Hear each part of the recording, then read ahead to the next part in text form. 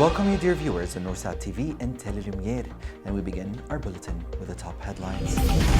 Pope Leo addressing catechism teachers: you are sent by the Church to be living signs of God's love. His Majesty the King calls on the international community to take immediate action to stop the famine in Gaza. Cardinal Pizzabella affirms that the Church's presence is manifested in sharing the pains and suffering of her children.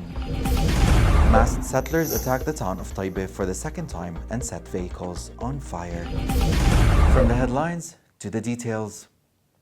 His Holiness Pope Leo XIV sent a message greeting catechism teachers worldwide, saying, "I am grateful for the dedication of each and every one of you. Never underestimate the gift you carry, for through your teaching, you lead children and youth into friendship with Jesus."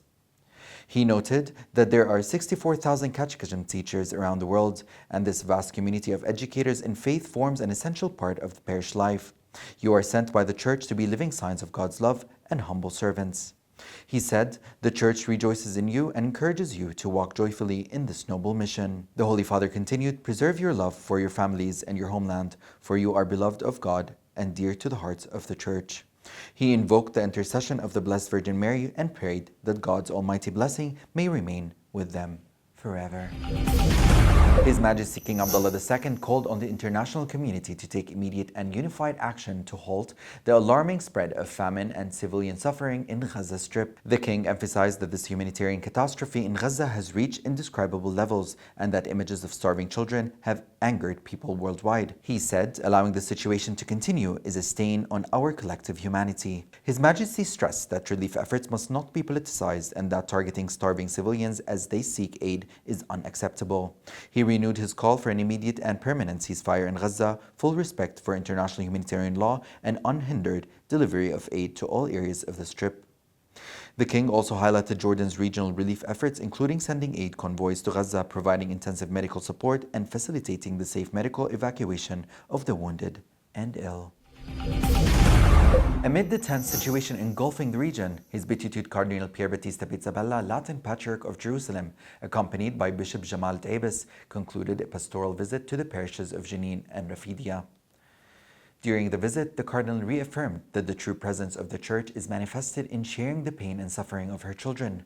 Upon arriving in Jenin, he was welcomed by Father Amer Gibran, parish priest, along with the faithful at the Church of the Redeemer, where the Cardinal presided over a Mass attended by several priests and a large congregation. After the liturgy, His Beatitude listened to the testimonies of parishioners about the difficult security conditions they endure, expressing his paternal closeness and spiritual solidarity with them.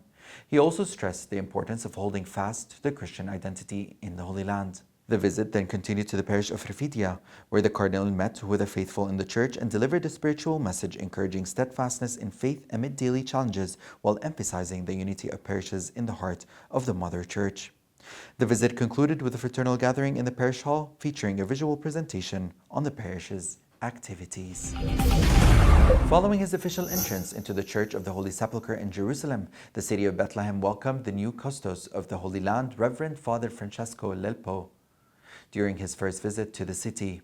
The occasion was attended by numerous officials, clergy, members of the diplomatic corps, and a large gathering of the people of Bethlehem Governorate. In his address, Father Rami Asakriye, parish priest of the Latin community in Bethlehem, warmly welcomed the custos, expressing his deep pride in the fraternal encounter. He noted that the presence of such gathering in the city of peace is a living testimony of solidarity with a people yearning for justice and dignity. Father Asakriya emphasized the urgent need for prayer for peace in the Holy Land. In turn, Father Francesco expressed his heartfelt gratitude to the city of Bethlehem for the warm reception, stating that he came as a pilgrim, carrying in his heart the hope of prayer. He greeted all the civil and ecclesiastical authorities present, calling for the strengthening of fraternal spirit in solidarity, so that all may become builders of peace in this blessed land. On the occasion of the commemoration of the Fathers of the Fourth Ecumenical Council, His Grace Bishop Christophorus presided over the Divine Liturgy at the Annunciation Cathedral in Abdali. In his homily, His Grace said, "Today the Church commemorates the Fathers of the Ecumenical Council who gathered to affirm the true faith. We are called to adhere to the teachings, canons, and sacraments of the Church, and to be united by the bond of love that our Lord Jesus has taught us on the cross." Bishop Christophorus also announced the necessity of completing medical examination for those intending to marry before engagement, not just before marriage, urging priests and parishioners to comply. He was assisted in the service by several priests and deacons with a large congregation in attendance. The Scouts and Guides of the Greek Catholic Archdiocese Summa concluded their annual camp under the theme Days of the Past at the permanent Amman Scout Camp on Airport Road. The two-week camp carried a traditional heritage spirit that brought back the charm of the old days for the participants through scouting activities, educational workshops, and recreational programs. The camp program also included an awareness lecture by specialist Dima Haddad on mobile phones addiction and its impact on our lives. The camp concluded with a special scout bonfire evening attended by the Patriarchal Administrator Archmandrite Bulus Nuzha, the parish priest Father Imad Bawab, the group's spiritual guide Father Yanal Awabdi, the Secretary General of the Scouts Commission leader Tariq Musallam, and many present who shared moments of joy, pride, and belonging with their children. Within the same context, the University Youth Group of St. George Greek Catholic Parish in Fahis concluded its summer camp under the theme, You Are the Salt of the Earth. The camp featured a series of sessions focused on youth issues, life experiences, and included recreational programs and activities designed to enhance critical and logical thinking among participants. On the first day, the Patriarchal Administrator Archmandrite Bulus Nuzha, accompanied by the parish priest Archmandrite Bulus Haddad, visited the camp, meeting with the youth and blessing their activities, wishing them continued growth and success under the grace and blessing of the Lord. The camp concluded with a Holy Mass celebrated with the participation of the Fahis parish community, during which all joined in celebrating the feast of the Sisters of St. Anne, who oversaw the organizations of this annual event. At the permanent camp center in Shatana and in the presence of Reverend Economist Demetrius Samawi, parish priest of the Dormition of the Virgin Mary Church in Mafraq, the activities of this year's Sunday school camp concluded under the theme, A Vine Whose Branch Never Withers. The camp included sessions on the life of the Virgin Mary and her place before God, along with stations presented by the camp leaders explaining some miraculous icons of the Mother of God. Workshops focused on the reference to Mary in the New Testament and her perpetual virginity, accompanied by hymns, recreational time, and the distribution of small icons of the Virgin Mary to the participants. At Our Lady of Peace Center on Airport Road, the Christian Youth Secretariat in Jordan concluded its annual camp for the working youth category with the participation of young men and women from various parishes across the kingdom, alongside youth representatives from Syria and Palestine. This year's camp was held under the theme, We'll Be Right Back, with the aim of renewing participants' deep spiritual awareness and restoring the simplicity of a childlike faith with strong and steadfast belief. The camp opened with a session led by former spiritual director Father Marwan Hassan, who presented a workshop on the fundamentals of the Holy Bible and ways to defend it.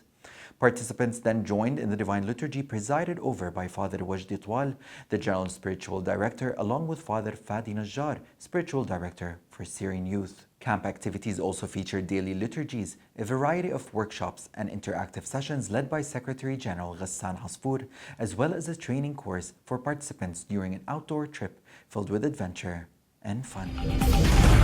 With the participation of 70 attendees, including priests, judges, lawyers, and interested individuals, the Latin Church in Jerusalem and Nazareth inaugurated a training session in Jericho for both active and new canon lawyers under the title Catholic Marriage Laws and the Fundamentals of Ecclesiastical Courts. The conference was organized through the efforts of Father Dr. Emil Salaita, President of the Latin Court in Jerusalem, in collaboration with Father Dr. Majdi Siriani, President of the Latin Court of Appeals in Bethlehem, Jerusalem, Nazareth, and Jordan. The Latin Church successfully secured entry permits for 13 Jordanians, including clergy, judges, lawyers, and administrators, into the West Bank to participate. After completing the official sessions, participants toured various Holy Land sites.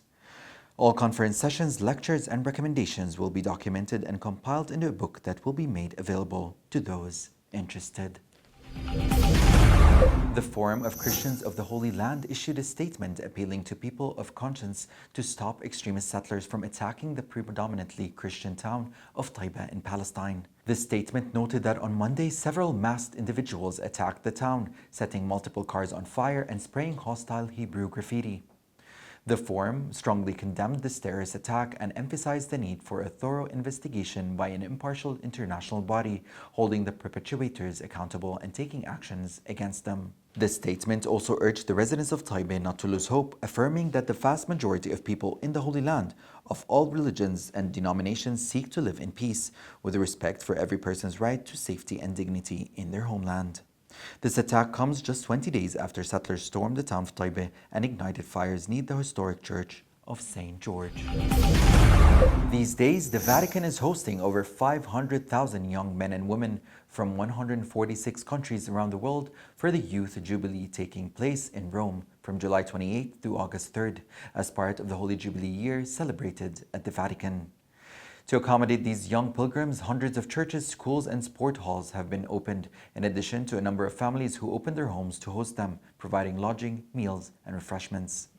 The Jubilee program features over 70 activities held across Rome squares, with youth delegation from Jordan and Palestine participating to celebrate hope and build peace. The event included church visits, gatherings, and participation in various activities throughout the city. The St. Mark's Coptic Orthodox Cathedral in Abbasiyah, Cairo, Egypt, organized a youth carnival in the presence of His Grace Bishop Raphael, General Bishop of Cairo churches, along with many priests, officials, and a large crowd of young men and women. The celebration featured a variety of meaningful youth games and artistic segments, including choral performances, visual arts, and speeches delivered by priests and distinguished guests. The carnival concluded with a special ceremony at the Light of the World, or Minarat al-Alam Center in the cathedral, where winners and participants in the festival's activities were honored. These activities included educational and writing competitions, as well as talent showcases from the cathedral's youth. His Beatitude Cardinal Louis Raphael Sacco celebrated the Divine Liturgy at St. Anne's Monastery Church in Karada, Baghdad, on the occasion of the Feast of St. Anne, the monastery's patron saint, assisted by several bishops with the participation of the nuns and a large number of the faithful. At the beginning of his homily, His Beatitude congratulated the sisters serving in St. Anne's Monastery, wishing them a life filled with service and testimony. He then addressed the faithful, saying, "We face a misleading reality today that undermines values and morals due to the invasion of social media into our lives. Therefore, we must remain vigilant, holding fast to our faith, values, and morals, just like St. Anne, the mother of the Virgin Mary." He stressed the importance of strong human, Christian, and social upbringing, describing it as a shield against the current disintegration witnessed in families and society far from values and principles. Patriarch Sacco concluded by calling on the parishioners to pray for Christian families so that they may remain faithful witnesses to Christ. And with that, dear viewers, we have reached the end of our broadcast. Before we conclude, here's a recap of the top highlights. Pope Leo addressing catechism teachers: "You are sent by the Church to be living signs of God's love." His Majesty the King calls on the international community to take immediate action to stop the famine in Gaza. Cardinal Pizzabella affirms that the Church's presence is manifested in sharing the pains and suffering of her children. Masked settlers attacked the town of Taipei for the second time and set vehicles on fire. For more information, please visit our website, noursatjo.org. Thank you for watching. Have a pleasant day and see you next time.